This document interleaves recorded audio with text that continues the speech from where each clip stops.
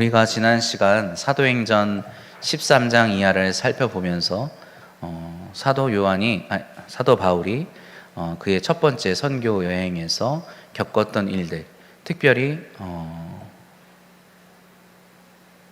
바나바와 함께하는 그 첫 번째 선교 여행에서 유대인을 대상으로 선교 여행을 했지만 그들의 어떤 예상과 기대 이상으로 섭리하시고 역사하시는 성령의 인도하심을 따라 갈라디아 지방에 이르러서 복음을 전하는 사역을 살펴보았습니다.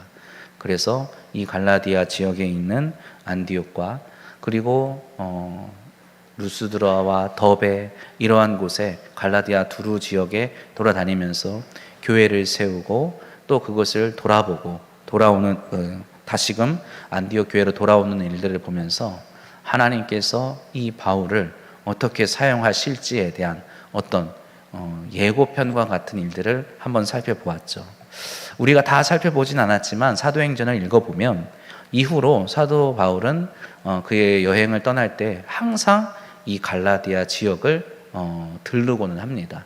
그래서 두 번째 선교 여행을 떠날 때에도 그 더베 지역에서 먼저 앞서서 복음을 전했을 당시에 그리스도인으로 개종하였던 부모님을 따라서 예수를 믿게 된 누구죠? 디모데를 데리고 선교 여행을 떠나는 것을 우리가 확인할 수 있고, 또 이후로 3차 선교 여행을 갈 때에도 역시 이 갈라디아 지역을 통과하고 교회를 돌아본 뒤에 가는 것을 볼 수가 있습니다. 그래서 갈라디아 교회는 그 어떤 지역 교회들보다 바울에게 있어서 굉장히 좀 특별하고 뜻깊은 교회일 수밖에 없지요. 그럼에도 불구하고 바울이 쓴 이 갈라디아서를 보면 굉장히 좀 바울의 어떤 복잡한 심경이 느껴지는 것을 볼 수 있습니다. 갈라디아서가 왜 쓰여졌을까? 갈라디아서의 주제가 무엇일까를 한번 살펴보면 여러 가지를 삼을 수 있겠지만 예수 그리스도의 복음에서 떠나지 말아야 하는 것을, 예수 그리스도의 복음 안에서 굳게 서 있어야 한다는 것을 바울이 갈라디아 교회 성도들에게 말하고 있는 것을 보게 됩니다. 본래 이 바울의 서신서를 읽어보면 우리가 어느 정도의 형식을 우리가 발견할 수 있습니다. 항상 바울은 이 편지를 받는 성도들에게 먼저 안부의 인사를 건네지요. 오늘 우리가 읽은 말씀에도 보면 함께 있는 모든 형제와 더불어 갈라디아 여러 교회들에게 우리 하나님 아버지와 주 예수 그리스도로부터 은혜와 평강이 있기를 원하노라, 이렇게 하면서 인사를 전하는 것을 볼 수 있습니다. 그리고 뒤 이어지는 내용에서 보통은 그 편지를 읽게 되는 교회들에 대한 칭찬과 감사의 말들을 하는 것을 볼 수 있게 되는데, 오늘 갈라디아서에는 안타깝게도 그러한 말이 쓰여 있지 않습니다. 바울이 그런 어떤 일종의 형식적인 인사와 감사와 칭찬을 다 제껴놓고 갈라디아 교회 성도들에게 다급하게 불타는 마음으로 먼저 전하고 싶어하는 말은 무엇일까요? 6절로 10절 말씀 함께 읽어보겠습니다. 그리스도의 은혜로 너희를 부르신 이를 이같이 속히 떠나 다른 복음을 따르는 것을 내가 이상하게 여기노라. 다른 복음은 없나니 다만 어떤 사람들이 너희를 교란하여 그리스도의 복음을 변하게 하려 함이라. 그러나 우리나 혹은 하늘로부터 온 천사라도 우리가 너희에게 전한 복음 외에 다른 복음을 전하면 저주를 받을지어다. 우리가 전에 말하였거니와 내가 지금 다시 말하노니 만일 누구든지 너희가 받은 것 외에 다른 복음을 전하면 저주를 받을지어다. 이제 내가 사람들에게 좋게 하랴, 하나님께 좋게 하랴, 사람들에게 기쁨을 구하랴. 내가 지금까지 사람들의 기쁨을 구하였다면 그리스도의 종이 아니니라. 아멘. 지금 사도 바울은 갈라디아 교회 성도들에게 굉장히 특별한 마음을 가지고 있으면서도 다급하게 먼저 말하는 것이 이 갈라디아 교회 성도들을 향한 자신의 이 당혹스러운 마음을 전하는 것입니다. 그리스도의 은혜로 너희를 부르신 이를 이같이 속히 떠나 다른 복음을 따르는 것을 내가 이상하게 여긴다. 다른 복음을 따른다. 이 무슨 말일까요? 사도 바울은 죄송합니다. 오늘 자꾸 요한이 입에 붙네요. 사도 바울은 본래 유대인들에게 복음을 전하려 했던 자신의 첫 번째 선교 사역에서 성령의 인도하심, 강권하심을 따라서 갈라디아 지방으로 두루 다니면서 복음을 전하게 되지요. 그리고 이것이 하나님의 놀라운 은혜, 하나님의 놀라운 구원의 역사인 것을 다시 한번 깨닫게 됩니다. 그래서 이방인이었지만 그들에게 예수 그리스도의 복음을 전하고 그것이 그들에게 구원의 복음이 된다는 것을 그들에게 전하면서 자신도 그것을 체험하게 되는 것이죠. 그런데 이러한 과정 가운데서 우리가 사도행전을 읽어서 알겠지만 이방인들에게 복음을 전하는 가운데 계속해서 누구의 회방이 있죠? 유대인들의 회방이 있습니다. 그 유대인들의 회방이 어느 정도였느냐? 갈라디아 지역에 있는 이 안디옥에서부터 계속해서 어떡합니까? 이 바울의 일행을 따라다니면서 그의 복음 전하는 일들을 방해하는 거죠. 회방하는 겁니다. 첫 번째로는 이방인들은, 그 유대인이 아닌 이방인들은 예수 그리스도를 믿어서 구원을 받을 수 없다는 거죠. 이 복음은 누구에게만 된다는 겁니까? 유대인에게만 된다는 거예요. 두 번째로는 그들이 설령 이방인들이 예수 그리스도의 복음을 믿었다 하더라도 어떻다? 여전히 이방인으로서의 삶을 살아가고 있기 때문에 하나님의 백성다운 삶을 살아가고 있지 않기 때문에 그들의 입장에서, 유대인들의 입장에서 하나님의 백성다운 삶을 살아가고 있지 않기 때문에 그들의 구원이 온전하지 않다라는 것입니다. 그래서 그런 어떤 유대인들, 어떤 학자들은 유대인 그리스도인이라고 말하기도 합니다. 여기서 그 유대인 그리스도인들은 어떠한 사람들이냐? 바울에 의해서 복음을 접한 것이 아니라 예루살렘에 갔다가 다른 사도들, 베드로나 다른 사도들이 전한 복음을 듣고 예수를 영접한 사람들에 의해서 그리스도인이 된 사람들, 그들이 이 갈라디아 지역에 있는 교회에 가서 이방인 그리스도인들을 향해서 바울이 지금 전하는 복음은 뭔가 조금 부족한 것이 있다, 여기에 덧붙여서 뭔가 필요한 것이 있다라고 말했다는 것이죠. 그거에 대해서 바울은 어떻게 평가합니까? 7절 말씀입니다. 다른 복음은 없나니 다만 어떤 사람들이 너희를 교란하여 그리스도의 복음을 어떻게 한다? 변하게 하는 것이라는 거죠. 복음을 변하게 한다는 겁니다. 변하는 것은 복음입니까? 아닙니까? 아니죠. 아닙니다. 그래서 우리는 이것에 굉장히 어떻게 보면 보수적인 마음을 품어야 돼요. 요즘 현대에 들어서 복음에 대해서 여러 가지 방면으로 해석을 하고 이해하려는 어떤 시도들이 있습니다만, 그럼에도 불구하고 복음은 변하지 않습니다. 변할 수 없습니다. 오직 예수 그리스도를 구주로 고백하는 자에게 구원이 있음을 믿으시기를 바랍니다. 예수 그리스도를 구주로 믿는다는 것은 그럼 무엇을 의미하는 걸까요? 예수 그리스도가 나의 구세주가 된다는 것은 무엇을 의미하는 걸까요? 그것에 대해서 지금 첨예한 논쟁이 있기 때문에 이 갈라디아서가 쓰여진 것이죠.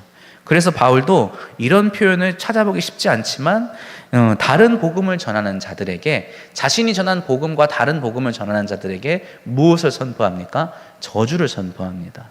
이것은 고대 근동 지역에서 예전부터 어떤 이렇게 전통적으로 이어져 오던 어떤 그런 형식적인 문구를 사용하는 건데, 유대교에서 어떤 사람을 배교자로 혹은 징계를 해서 내어 쫓을 때에도 이런 문구를 사용하고, 기독교에서도 이후로 어떤 징계나 치리를 할 때 아주 심각한 어떤 죄를 지었을 때 이런 어떤 문구를 가지고 치리하는 것을 볼 수가 있습니다. 이 바울이 말하는 요점은 뭐냐? 이러한 복음을 전하는 자는 절대로 우리의 신앙 공동체의 일원이 될 수 없다는 겁니다. 그가 어떤 좋은 말을 하던, 그가 어떤 경건한 삶을 살아가던, 누가 보기에도 정말 모범이 되는 삶을 살아간다 하더라도 그가 내가 전한 복음 외에 다른 복음을 전하거나 다른 복음을 따르는 사람이라고 한다면 그는 우리 교회의 일원이 될 수 있다 없다? 없다는 겁니다. 그의 도덕적인 윤리적인 고결함, 어떤 완성, 어떤 성품, 이런 것은 차치하고서라도, 그런 것이 아무리 수준이 높다 하더라도 그가 잘못된 복음 안에 있다고 한다면 그는 우리와 한 공동체가 될 수 없다고 바울은 아주 단언하고 있는 것이죠. 그렇다면 바울이 전하는 복음은 어떠한 복음이었기에 바울이 이렇게 자신하는 걸까요? 그래서 어떤 사람들은 바울이 특별한 영감을 통해서 바울만의 독특한 어떤 복음을 발전한 것이 아니냐라고 생각하는 사람들이 있죠. 특별히 이방인들에게 복음을 전하는 것은 어떤 바울의 가장 특별하고 주된 사역 중에 하나이기 때문에 이 헬라인이나 유대인이나 또 유대인이나 이방인이나 야만인이나 할 것 없이 예수 그리스도 안에서 구원을 얻게 된다는 이 바울의 이 복음이 바울만의 복음이 아닐까 하는 생각을 한다는 것이죠. 그래서 11절 이하에서는 바울이 그거에 대한 반론을 제기하는 겁니다. 이러한 얘기를 하는 것은 자신이 그러한 공격을 받았기 때문이죠. 자신이 어떻게 예수 그리스도를 만나게 되었고 자신을 통해서 하나님께서 드러내고자 하시는 것이 무엇인지를 이제 말을 하는 것이죠. 11절로 24절까지 우리 함께 읽겠습니다. 형제들아, 내가 너희에게 알게 하노니 내가 전한 복음은 사람의 뜻을 따라 된 것이 아니니라. 이는 내가 사람에게서 받은 것도 아니요 배운 것도 아니요 오직 예수 그리스도의 계시로 말미암은 것이라. 내가 이전에 유대교에 있을 때에 행한 일을 너희가 들었거니와 하나님의 교회를 심히 박해하여 멸하고 내가 내 동족 중 여러 연갑자보다 유대교를 지나치게 믿어 내 조상의 전통에 대하여 더욱 열심히 있었으나 그러나 내 어머니의 태로부터 나를 택정하시고 그의 은혜로 나를 부르시니가 그의 아들을 이방에 전하기 위하여 그를 내 속에 나타내시기를 기뻐하셨을 때에 내가 곧 혈육과 의논하지 아니하고 또 나보다 먼저 사도된 자들을 만나려고 예루살렘으로 가지 아니하고 아라비아로 갔다가 다시 다메섹으로 돌아갔노라. 그 후 3년 만에 내가 게바를 방문하려고 예루살렘에 올라가서 그와 함께 15일을 머무는 동안 주의 형제 야고보 외에 다른 사도들을 보지 못하였노라. 보라, 내가 너희에게 쓰는 것은 하나님 앞에서 거짓말이 아니로다. 그 후에 내가 수리아와 길리기아 지방에 이르렀으나 그리스도 안에 있는 유대의 교회들이 나를 얼굴로는 알지 못하고 다만 우리를 박해하던 자가 전에 멸하던 그 믿음을 지금 전한다 함을 듣고 나로 말미암아 하나님께 영광을 돌리니라. 아멘. 바울이 여기서 말하고자 하는 것은 내가 가지고 있는, 내가 전하는 복음은 어디에서 난 것이 아니다? 사람에게서 난 것이 아니다. 사람에게 난 것이 아니라 하나님께서 누구를 통하여? 그리스도 예수를 통하여 나에게 보여주신, 계시하신 것이다. 그래서 내가 이 복음을 전하는 것이 나의 사명이 되었다라고 말을 하는 겁니다. 바울은 우리가 살펴보았듯이 원래 유대교를 믿는 자로서 다른 어떤 누구보다 바리새인으로서 열심히 있던 사람이었어요. 그래서 본래 처음에 예수 그리스도를 따르는 사람들을 극심하게 핍박하는 사람이었죠. 그러나 우리가 흔히 말하는 다메섹 길 위에서 부활하신 예수 그리스도를 만나게 된 후로 그의 삶이 완전히 뒤바뀌게 된 것을 우리가 알 수 있습니다. 바울은 지금 그거에 대해서 간략하게 자기에 대해서 말을 하고 있는 거예요. 그런데 여기서 말하고자 하는 것은, 또 여기서 강조하는 것이 무엇이냐? 11절, 12절에 보면 이거 내가 전하는 복음이 사람의 뜻을 따라 된 것이 아니라 하나님의 뜻을 따라 된 것인데, 그럼 이 복음은 과연 내가 어떻게 알게 되느냐 했을 때, 첫 번째로 내가 사람에게서 받은 것도 아니다. 어떤 사람의 생각을 내가 받아들여서 그것을 가지고 만들어낸 것이 아니라는 거죠. 두 번째로 내가 사람에게 배운 것도 아니다. 여기에는 어떤 의미가 들어있을까요? 처음 부활하신 예수님을 경험하고 성령을 받은 주의 제자들이 예루살렘에서 복음을 전했을 때 아직 바울은 회심하지 않았죠. 예수를 구주로 고백하지 않았습니다. 그래서 그는 그 복음에 대해서 전혀 배우려고 하지도 않고 알지도 않았다는 거예요. 예수가 그리스도시다라고 전하는 자들에 대한 이야기는 알고 있었겠지만 그들이 왜 예수를 그렇게 믿는지, 예수를 구주로 믿는 것이 무엇을 의미하는 것인지를 정확히 알 수가 없었겠죠. 그런데 그것을 가지고 자기가 그러면 어떻게 이 복음을 알게 되었느냐 했을 때, 어떤 사람이 쓴 글을 본 것도 아니고 누구에게 찾아가서 배운 것도 아니라는 거죠. 그래서 지금 18절 이후에 있는 제자들 베드로와 주의 형제 야고보 외에는 내가 예루살렘에서 어느 누구도 만나지 못하고 얼굴도 마주치지 않았다고 말을 하는 겁니다. 그리고 베드로와 야고보와도 잠깐 만나서 얘기했을 뿐이지 그에게서 어떠한 것을 배운 적이 없다고 말을 하는 것이지요. 그래서 여기 1장에서 바울이 말하고자 하는 것은 내가 전하는 이 복음은 어떤 누구에게서 배운 것도 아니고 받은 것이 아니라 하나님께서 나에게 주신 것을 내가 전하는 것인데, 그러면 하나님께서 나에게 어떻게 복음을 주셨느냐라고 했을 때 바울이 택한 표현은 무엇입니까? 16절, 그의 아들을 이방에 전하기 위하여 그를 어디에? 내 속에입니다. 내 속에. 우리가 이 말씀을 그냥 아주 쉽게 빠르게 읽고 지나갈 때는 어떤 생각을 하냐면, 방금 말씀드린 것처럼 다메섹 길 위에서 이 사도 바울이 예수님을 만나는 그 사건을 떠올린다는 거죠. 그래서 부활하신 예수님의 목소리를 듣고 예수가 메시아구나, 예수가 그리스도시구나 라는 것을 깨닫게 되었다, 이렇게만 생각을 한다는 거죠. 그런데 바울이 택하는 표현은 그 정도가 아닙니다. 예수를 나에게 나타내시기를 기뻐하셨다가 아니라 어떻게 했다고요? 내 속에 나타나셨다는 거죠. 그것은 어떤 내가 지식적으로 깨닫고 이해하는 측면을 넘어서서 완전히 나의 전 인생에서 예수 그리스도가 구세주이심을 깨달아 알게 하시는 하나님의 섭리와 은혜를 지금 고백하고 있는 것이죠.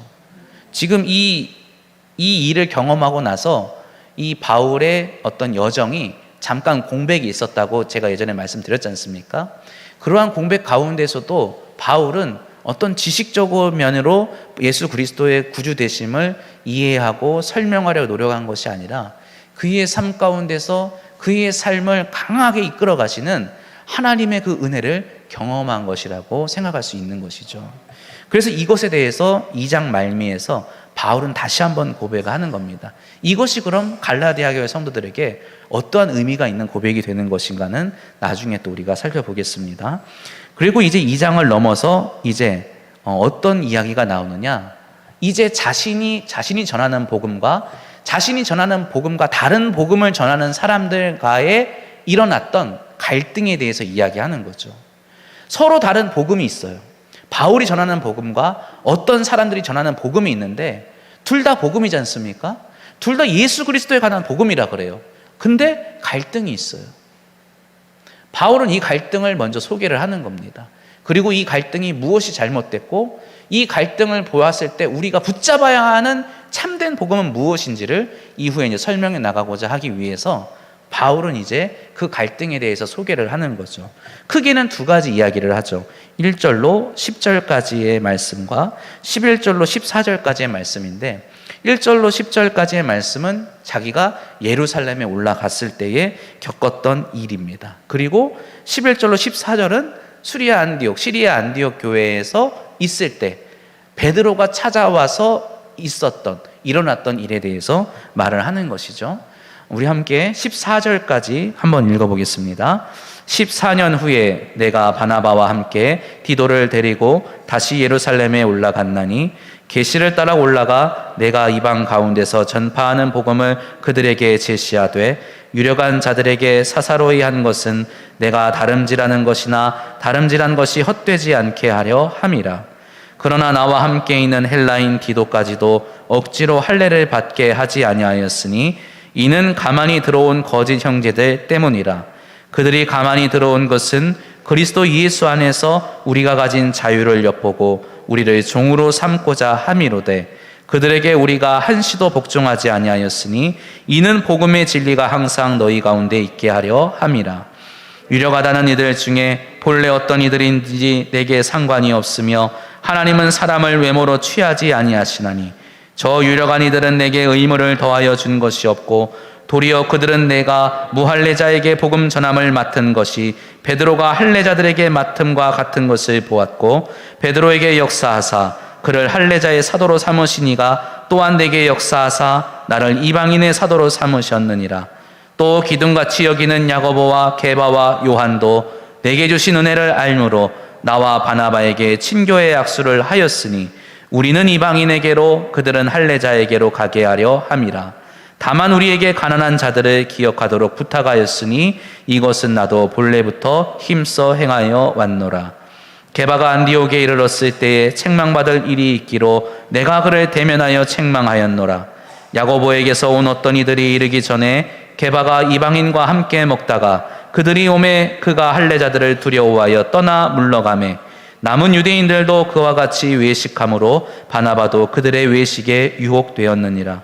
그러므로 나는 그들이 복음의 진리를 따라 바르게 행하지 아니함을 보고 모든 자 앞에서 게바에게 이르되 네가 유대인으로서 이방인을 따르고 유대인답게 살지 아니하면서 어찌하여 억지로 이방인을 유대인답게 살게 하려느냐 하였노라. 아멘.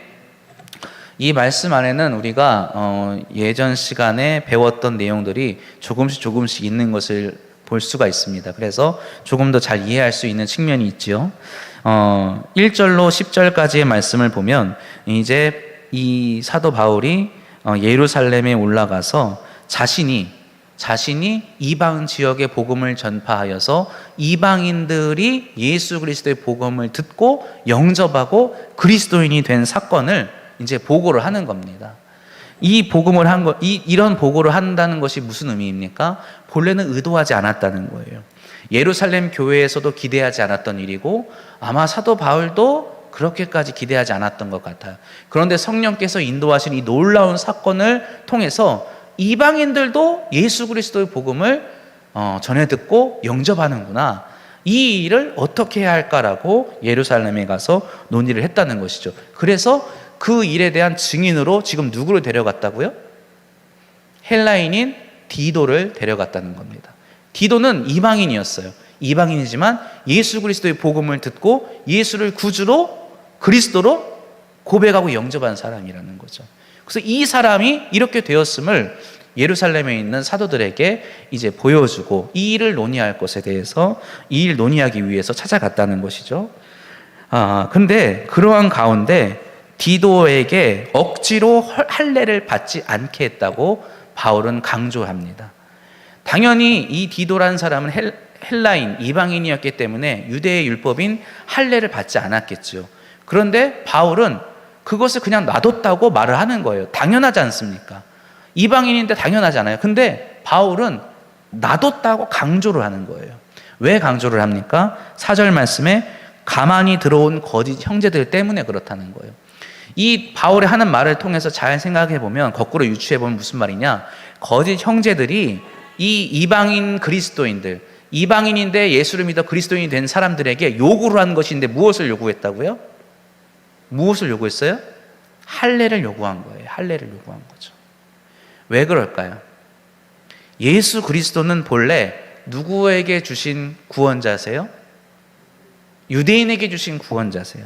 하나님의 백성에게 주신 구원자시란 말이에요. 메시아라는 의미는 하나님께서 당신의 백성을 구원하시기 위해 보내주신 사람이죠. 그렇기 때문에 이 거짓 형제들이 무엇을 요구했느냐? 좋다. 예수를 구주로 믿는 거 좋다는 거예요. 예수를 구원자로 믿는 거 좋다는 거예요. 근데 본래 예수는 누구를 구원하시는 분이시냐면 유대인들, 당신의 백성을 구원하시는 분이시기 때문에 너가 그대로 이방인으로 살면 구원을 받을 수 없다는 거예요. 그래서 할례를 받아서 유대인으로서 살아가야지, 유대인의 법을 따르며 살아가야지 예수 그리스도의 구원의 은총을 받을 수 있다고 주장했다는 것이죠. 바울은 그거에 대해서 어떻게 했다고요? 절대로 따르지 않았다는 겁니다. 그래서 그들에게 우리가 한시도 복종하지 아니하였으니 이는 복음의 진리가 항상 너희 가운데 있게 하려 함이라. 우리가 나중에 살펴볼 수 있겠지만 바울은 그렇다고 해서 율법을 따르는 거에서 완전히 절대로 극구 반대 아니에요. 그런 사람이 아니었어요. 바울이 말하는 것처럼 바울은 유대인들에게 복음을 전할 때는 그 누구보다도 율법에 아주 성실하게 따르는 사람으로 살아갔어요. 그러나 이방인들을 대할 때는 어떻습니까? 율법의 행위들을 기꺼이 포기하고 내려놓는 그런 이방인과 같은 삶을 살아가는 사람이 되었다는 거죠. 그래서 바울은 이런 율법을 지키기도 하고 지키지 않을 때도 있었다는 거예요. 왜요? 왜 그렇습니까? 바울에게 있어서 그것은 전혀 문제가 되지 않기 때문이에요. 바울에게 있어서 가장 중요한 것은 뭐예요? 예수 그리스도. 예수 그리스도, 십자가 달린 예수 그리스도만이 그들을 구원할 수 있고 그분만을 믿는 것이 유일한 구원의 능력이 된다는 것을 바울이 알았기 때문입니다. 그렇기 때문에 이방인들이 할례를 받아도 되고 받지 않아도 되지만 받는 것을 절대로 말렸던 이유는 뭐예요? 혹시 그들이 할례를 받음으로 말미암아서 복음이 아닌 다른 것에 더 중요하다고 여기는 그런 잘못을 저지르게 될까 봐 절대로 하지 말라고 그렇게 선을 긋는 것이죠. 그래서 이것을 그대로 베드로에게 전했더니 어떻게 했어요? 예루살렘 교회도 그것을 인정해 줬다는 겁니다. 방금 우리가 1장을 살펴본 것처럼 그 전에 바울은 자신이 이 전한 복음을 그 어떤 누구와도 상의하지 않았어요. 베드로, 야고보에게 상의하지 않았죠. 근데 이 나타난 하나님께서 갈라디아 교회 성도들을 구원하시는 일들로 말미암아 바울이 보고 깨달은 것들을 전했더니 베드로도 야고보도 어떻게 했다? 맞다. 하나님이 행하신 일이다 라고 인정했다는 거예요. 그래서 결론적으로 뭐냐면 바울은 사람에게서 배운 것도 아니고 사람에게서 받은 것도 아니고 하나님이 행하신 그대로 따라갔을 뿐인데 결과적으로 어때요? 베드로나 야고보나 그들이 예수님의 제자들이 경험했던 것과 그들이 전하는 복음과 어떻다? 일치하더라. 그래서 베드로도 야고보도 그 복음을 부정할 수가 없었다는 거죠. 다만 베드로와 야고보는 유대인들을 중심으로 선교 사역을 했고 이 바울은 특별히 하나님이 주신 은혜로 이 이방인들에게 복음을 전하는 일에 맡겨졌음을 그들이 이제 인정하고 그렇게 서로의 어떤 그런 복음의 사역을 감당해야 할 것을 정했다는 것이죠. 그리고 덧붙여서 이렇게 바울에게 이방 선교에 대한 권위를, 사도로서의 권위를 인정해 줌과 동시에 10절 말씀에 오늘 우리가 오전에 잠깐 살펴보았지만 예루살렘 교회를 위한 연보를 부탁하는 일을 맡기는 것을 볼 수가 있습니다. 그래서 이 예루살렘 교회 연보가 왜 여기 들어가 있느냐? 갑자기 좀 느닷없잖아요. 복음에 대해서 이야기하다가 할례에 대해 이야기하다가 갑자기 가난한 자들을 기억하도록 부탁하였다. 연보를 할 것을 부탁하였다. 이 말을 왜 합니까? 우리가 오전에 살펴보았듯이 유대인이나 이방인이나 그리스도 안에서 하나님의 한 백성이다라는 것을 그들이 인정했다는 거예요. 이것을 인정하지 않으면 이방인들이 주는 돈을 유대인들이 받겠습니까? 받지 않죠.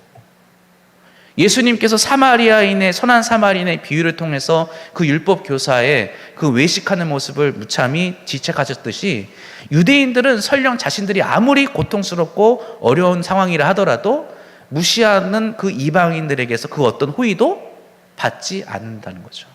그러나 그것을 부탁하고 받는다는 것은 무엇을 의미해요?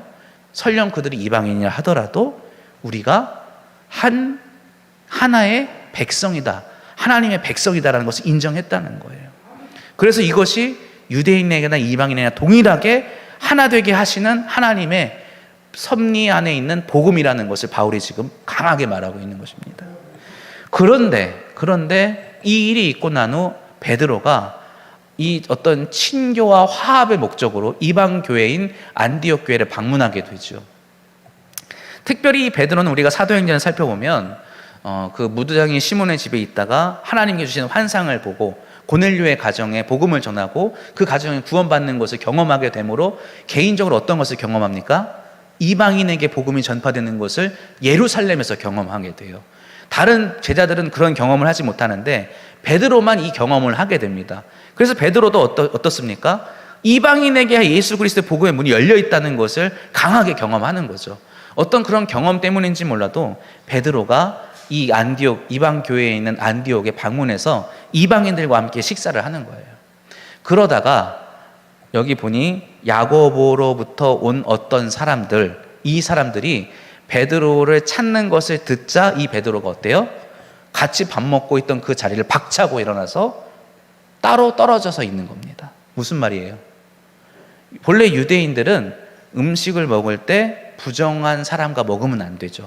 그래서 유대교인들은 이방인들과 절대로 상을 분리해서 먹습니다. 정결 예식을 한 유대인들끼리만 먹는 거예요. 부정한 음식을 먹으면 안 되기 때문에. 그래서 유대인은 유대인들끼리, 이방인들이 이방인들끼리 먹는단 말입니다. 근데 베드로가 하나님의 주신 그 어떤 환상과 고넬료의 어떤 그런 경험들을 통해서 이 이방인들도 그리스도인 될 수 있음을 깨닫고 주의 형제가 될 수 있다는 것을 깨닫고 그들에게 기꺼이 함께 식사를 하면서 친교를 했다는 거예요. 그런 어떤 구분 없이, 허물 없이. 그런데 야고보로부터 온 사람들, 이 사람들은 추측하건대 아마 율법을 굉장히 강조하고 할례를 강조했던 사람들인 것 같아요. 이방인과 유대인을 구별해야 한다고 생각했던 사람들인 것 같습니다. 그러한 사람들이 와서 베드로를 보면 어찌 유대인이 이방인들과 한상에서 이렇게 부정하게 식사를 할 수 있느냐라고 질책을 할까 봐 베드로가 그것이 두려워 도망을 갔다는 거죠. 그것을 가지고 바울은 뭐라고 지금 비판을 합니까? 14절 말씀에 13절이죠. 남은 유대인도 그와 같이 외식함으로 바나바도 그들의 외식에 유혹되었다. 외식한다 그러죠. 외식. 우리가 외식에 대해서 우리가 배웠잖아요. 외식은 흉내내는 겁니다. 연기하는 거예요. 그래서 원래 그렇게 하지 않는 사람이 그런 사람인 척 흉내내는 것을 외식한다고 하는 거죠. 무슨 말입니까? 그리스도인은 이방인이나 유대인이나 같은 공동체입니까? 아닙니까? 이라는 거예요. 같은 공동체라는 거예요. 예수 그리스도만 믿으면 유대인이든 헬라인이든 이방인이건 야만인이건 모두가 한 형제, 한 식구, 한 식탁에서 나눌 수 있다는 거죠. 그런데 아닌 사람처럼 행동했다는 거예요. 그것이 아닌 것처럼, 진리가 아닌 것처럼 마땅히 나눠야 되는 것, 어딜 감히 겸상을 해 이러면서 나눠야 하는 것처럼 연기를 했다는 거예요. 외식이라는 말이 그런 의미로 쓰인 겁니다. 그래서 이런 따로 구분해서 식사를 하는 것이 바울에게 있어서 복음을 변하게 하는 것으로 여겨졌다는 거예요. 그래서 베드로를 강하게 질책을 하는 것이죠. 그리고 나서 15절 이하는 이러한 갈등 속에서 일어나는 문제에 대해서 핵심이 무엇이냐, 그들이 무엇을 잘못했고 내가 왜 이토록 그냥 좋은 게 좋은 거지, 그냥 같이 먹으면 좋게 먹고 따로 먹고 싶으면 그냥 따로 드시라고 좋게 하면 되지 왜 굳이 이걸 가지고 베드로랑 싸우고 그들에게 맞서서 순종하지 않고 그래야만 했느냐에 대해서 바울이 이제 15절부터 21절까지 말을 합니다. 우리 함께 읽어보겠습니다. 우리는 본래 유대인이요 이방 죄인이 아니로되 사람이 의롭게 되는 것은 율법의 행위로 말미암음이 아니요 오직 예수 그리스도를 믿음으로 말미암는 줄 알므로 우리도 그리스도 예수를 믿나니 이는 우리가 율법의 행위로서가 아니고 그리스도를 믿음으로써 의롭다함을 얻으려 함이라. 율법의 행위로서는 의롭다함을 얻을 육체가 없느니라. 만일 우리가 그리스도 안에서 의롭게 되려 하다가 죄인으로 드러나면 그리스도께서 죄를 짓게 하는 자냐? 결코 그럴 수 없느니라. 만일 내가 헐었던 것을 다시 세우면 내가 나를 범법한 자로 만드는 것이라. 내가 율법으로 말미암아 율법에 대하여 죽었나니 이는 하나님에 대하여 살려 함이라.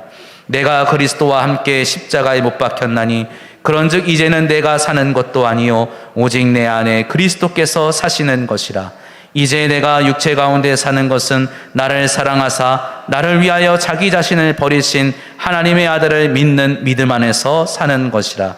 내가 하나님의 은혜를 패하지 아니하노니 만일 의롭게 되는 것이 율법으로 말미암으면 그리스도께서 헛되이 죽으셨느니라. 아멘. 바울이 말하고자 하는 1장 2장의 핵심은 바로 여기에 있습니다. 바울이 그토록 그들과 함께 논쟁을 하면서까지 지키고 싶어 했던 것은 무엇입니까? 오직 예수 그리스도만이 우리를 구원케 하신다는 거예요. 그리고 거기서 덧붙여서 더 정확하게 고백하자면 오직 예수 그리스도만으로 우리는 넉넉히 구원받을 수 있다는 것입니다. 바울이 지금 말하는 것을 보세요. 15절 보면 우리는 이라는 말을 합니다. 그럼 여기서 우리는 이라고 할 때 누구에게 말하는 겁니까? 다음 나오죠. 우리는 본래 유대인이요. 지금 누구에게 말하는 거예요, 그럼? 제가 이렇게 말한다고 한번 생각해 보세요. 우리는 본래 대한민국 사람입니다 하면 제가 누구에게 말하고 있습니까, 지금? 다 대한민국 사람에게 말하는 거죠. 바울이 지금 누구에게 들으라고 말하는 거냐면 유대인들에게 들으라고 말하는 겁니다. 그리고 유대인의 입장을 말하는 거예요. 우리는 본래 유대인인데 16절 사람이 의롭게 되는 것은 율법의 행위로 말미암음이 아니라는 겁니다. 유대인인데 사람이 율법의 행위로 의롭게 된다고 믿습니까? 안 믿습니까? 안 믿는다는 거예요. 오직 누구를 통해서? 예수 그리스도를 믿음으로 말미암는 줄 어떡한다? 알므로. 여기서 안다는 것은 그냥 어느 정도 들었다, 내가 지식적으로 안다가 아니라 믿는다는 것을 말하는 거예요. 누가? 유대인이. 유대인들 중에도 율법을 통해서 의롭게 된다고 믿는다, 안 믿는다? 안 믿는다는 거예요. 그럼 누구를 통해서? 오직 예수 그리스도를 통해서. 유대인들도 율법이 나를 구원하지 못한다는 것을 어때요? 알아요. 그래서 나를 구원하기 위해서 누구를 찾아요? 예수 그리스도를 찾는 겁니다. 그래서 예수 그리스도를 믿는 거예요. 근데 그 예수 그리스도의 앞에 뭐가 붙어요?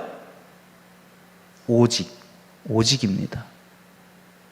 율법 플러스 예수도 아니고 오직 예수 그리스도만이 나를 구원할 수 있다고 누가 지금 믿고 있다고요? 유대인들이 믿고 있다는 거예요. 그래서 지금 바울이 말하고자 하는 것은 이 율법을 벗어버릴 수만 있으면 어떻게 해야 된다? 벗어버려야 한다는 거예요. 다만 유대인이 지금까지 예수 그리스도께서 오시기 전까지 유대인으로서 살아온 관습과 법에 매여 있기 때문에 할례를 행하고 율법을 따를 뿐이지 그것이 우리를 구원하지 못한다는 것은 대대로 알고 있었다는 거예요. 사도행전에도 보면 사도 베드로가 그런 말을 합니다. 우리가 선조 때부터 하나님 앞에서 율법을 완전하게 지키지 못하였거늘 하물며 저 이방인 그리스도인들에게 우리의 이 지지 못하는 멍에를 맺을 수 있느냐, 이런 말을 해요. 유대인 스스로도 율법을 완전히 지킬 수 있다고 생각했어요? 아니에요. 율법을 통해서 하나님 앞에 의로울 수 있다고 생각했다고요? 아닙니다. 그들도 그렇게 생각하지 않았어요. 그래서 그들도 누구를 원했어요? 메시아를 원한 거예요. 자신을 구원해줄, 자신을 의롭게 해줄 그 메시아를 구한 것이죠. 그분이 누구시다? 예수님이시다는 거예요. 그러면 이방인들에게는 무엇이 필요합니까? 이방인에게 율법이 필요해요? 아니에요. 율법을 해봤자 구원을 얻을 수 없어요. 율법을 지켜봤자 의로울 수 없어요. 그럼 누구를? 예수 그리스도를 믿는 것이 이방인에게 구원이 된다는 것이죠. 그런데 어떤 사람들이 그 그리스도인들에게, 이방인 그리스도인들에게 예수를 믿었으면 율법도 지켜야 한다고 말을 하는 겁니다. 그러면서 율법을 지켜야지 온전해진다고 말을 하는 거예요. 바울이 뭐라고 말합니까? 너희가 율법을 모른 채로 예수 그리스도를 믿어서 구원을 받았다, 못 받았다? 받았다는 거예요. 이방인이 예수 그리스도를 믿음으로 하나님의 백성이 되었다, 못 되었다? 되었다는 거예요. 예수 그리스도를 믿음으로 이방인이 하나님 앞에 하나님의 자녀가 되었다, 못 되었다? 되었다. 누구만으로? 예수 그리스도만으로. 그런데 거기다가 율법을 더해야 한다고 하면 예수 그리스도의 은혜가 충분하지 못하는 것밖에 무슨 말을 할 수가 있느냐는 거죠. 사도 바울은 거기서 이 사람들과 논쟁을 하는 겁니다. 사도 바울이 양보할 수 없는 것은 바로 거기에 있는 거예요. 그는 유대인으로서 율법을 지킬 때도 있었어요. 그러나 그가 율법을 지키는 것과는 상관없이 구원에 있어서만큼은 이 율법이 절대로 어떤 능력도 없다는 것을 분명하게 했다는 거예요. 이것이 오늘날 우리에게 주는 의미는 크게 두 가지입니다. 첫 번째로 우리도 예수 그리스도를 믿는 것보다 때로는 다른 어떤 측면을 더 중요하게 여길 때가 있다는 거예요. 그것이 우리가 모양만 다를 뿐이지 지금 이 바울이 질책하고 있는 율법을 중요하게 생각하는 것일 수도 있다는 거예요. 그러나 이것은 뒤집어 말하면 이런 것입니다. 우리가 그것을 그렇다고 완전히 버려야 되느냐? 그것은 아니라는 거예요. 우리가 눈에 보기에 좋은 것, 우리의 삶 속에 어떻게 보면 선한 것, 본받을 만한 것들, 이러한 것들은 우리가 충분히 할 수 있어야 돼요. 하면 할수록 좋은 거죠. 율법도 지키면 지킬수록 좋은 거라는 거예요. 그러나 그것이 예수 그리스도보다 우선하는 것은 아니라는 것을 항상 명심해야 한다는 거예요. 내가 예수 그리스도를 믿고 하나님의 자녀가 돼서 그 감격으로 하나님 앞에서 하나님이 주신 법을 온전히 지키며 살아가는 것, 정말 아름다운 일입니다. 그러나 그렇지 못한 사람들에게 있어서, 그렇지 못한 사람들을 바라볼 때에 저들은 하나님의 백성이 아니다, 저들은 구원받지 못했다라고 말할 수는 없다는 거죠. 적어도 그들이 예수 그리스도를 구주로 믿는다는 말입니다. 그것을 우리가 정확하게 알고 있어야 한다는 것이 첫 번째입니다. 그리고 두 번째는 바울이 말하는 이 표현이 있습니다. 16절에 보면 율법에 뭐라고 말하죠? 항상 이것을 율법이라고 그냥 말하지 않고 율법의 행위라고 말을 합니다. 율법의 행위. 그래서 이것은 바울을 이제 전문적으로 공부하는 신학자들 사이에서는 이거 굉장히 좀 중요한 문제 중에 하나, 단어 중에 하나인데, 율법과 율법의 행위를 바울이 구별하여 사용한다는 거죠. 특별히 이제 율법의 행위라는 것은 특히나 이 유대인과 이방인을 구별하는 데 사용되는 어떤 율법들을 말할 때 쓰는 겁니다. 다시 말해서 정결 예식, 손을 씻고 발을 씻고 몸을 정결케 하고 부정한 것을 만지지 않는다든지, 이방인과 유대인을 나누는 어떤 그런 부정한 음식을 먹고 먹지 않는 그런 것과 관련한 것들을 다룰 때 바울이 주로 율법의 행위라는 말을 쓴다는 거죠. 그거에 뭐도 속해 있을까요? 할례도 속해 있습니다. 유대인만 할례를 받기 때문에 할례를 받은 사람은 유대인이고 받지 않은 사람은 이방인이기 때문에 율법의 행위에도 이 할례가 들어가는 것이죠. 다시 말해서 이 율법의 행위는 유대인과 이방인을 나누는 가장 큰 중요한 기준이 되는 겁니다. 근데 그 기준이 예수 그리스도께서 오시기 전까지는 하나님의 백성을 구별하는 하나의 기준이었어요. 그런데 예수 그리스도가 오시고 난 후에는 그 기준이 어떻게 되었다는 거예요? 바뀌게 되었다는 거예요. 그 기준이 이제 쓸모가 있어요, 없어요? 없게 되었다는 거예요. 우리는 하나님의 백성입니까, 아닙니까? 하나님의 백성입니까, 아닙니까? 우리 하나님의 자녀입니까, 아닙니까? 하나님의 자녀입니다. 우리는 그리스도의 제자입니까? 시원찮은데요. 확신을 가지십시오. 우리는 그리스도의 제자입니다. 하나님의 자녀입니다. 하나님의 백성입니다. 우리가 율법을 지킵니까? 아니죠. 아닙니다. 바울이 지금 그걸 말하고 있는 거예요. 율법의 행위라는 것을 우리가 해서 하나님의 백성이 되는 것이 아니라는 거예요. 그러면 하나님의 백성이 되는 기준은 어디에 있을까요? 바울이 20절에 말하는 바로 그겁니다. 그리스도께서 어디 안에 내 안에 사시는 것. 내가 할례를 받고 내가 율법의 어떤 정결 예식을 해서 내가 부정하지 않고 정결함을 유지하는 것, 그것이 내가 하나님의 백성이 되는 표지가 아니라 내 안에 누가? 그리스도 예수께서, 십자가에 달리신 예수께서 내 안에 사시는 것이 내가 하나님의 백성이 되는 표징이라는 거죠. 그래서 나중에 우리가 마지막에 살펴보겠지만 사도 바울이 6장 17절에 뭐라고 말합니까? 내가 내 몸에 예수의 흔적을 지니고 있다. 예수의 흔적을 지니고 있다. 그 말은 너희도 어떻다? 예수의 흔적을 지니고 있다는 거예요. 어떠한 다른 기준이 아니라 살아계신 예수 그리스도, 십자가에 달려 죽으시고 부활하신 예수 그리스도가 내 안에 있다면, 20절에서 덧붙여서 그리고 내가 그 예수 안에 있다면 우리는 하나님의 백성이다라는 것을 믿어야 된다는 것이죠. 그래서 이 믿음 안에 오늘도 우리가 살아가고 있음을 기억하시기를 바랍니다. 그래서 이 말씀을 가지고 이제 3장, 4장에서 이제 갈라디아 교회 성도들이 다시금 돌아와야 하는 믿음의 자리가 어디인지에 대해서 바울이 이제 말을 하게 되는데 다음 시간에 이어서 살펴보도록 하겠습니다.